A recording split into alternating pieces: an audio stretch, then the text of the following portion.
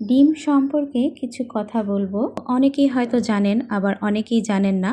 যারা জানেন না তাদের জন্য আমার আজকের এই ভিডিও। চলুন তাহলে শুরু করা যাক। আসসালামু আলাইকুম। আমরা সবসময় ডিম কিনে থাকি এবং সেই ডিমগুলো না ধুয়ে অনেকেই ফ্রিজে রাখি, কিন্তু এটা মোটেও উচিত না।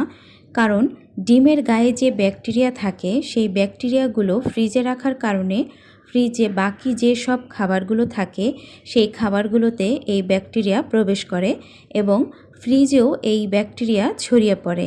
তাই আমাদের প্রত্যেকেরই উচিত ডিম বাজার থেকে কিনে এনে ডিমগুলো প্রথমে ভালো করে ধুয়ে রাখা। ডিমগুলো ধুয়ে আমি একটি জালিতে সব রেখে দিচ্ছি।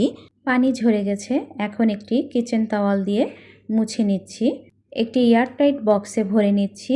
এই অবস্থায় আপনি ফ্রিজে রাখতে পারেন, এতে কোনো ব্যাকটেরিয়া আপনার কোনো খাবারে প্রবেশ করবে না।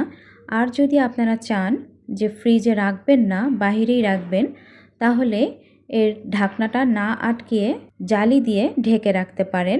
1 সপ্তাহ পর্যন্ত আপনারা বাহিরেই এই ডিমগুলো রাখতে পারবেন, নষ্ট হবে না। ভিডিওটি যদি আপনাদের উপকারে আসে তাহলে আপনাদের ফ্রেন্ডস অ্যান্ড ফ্যামিলির সাথে শেয়ার করে তাদেরকেও জানার সুযোগ করে দিন। Thanks for watching.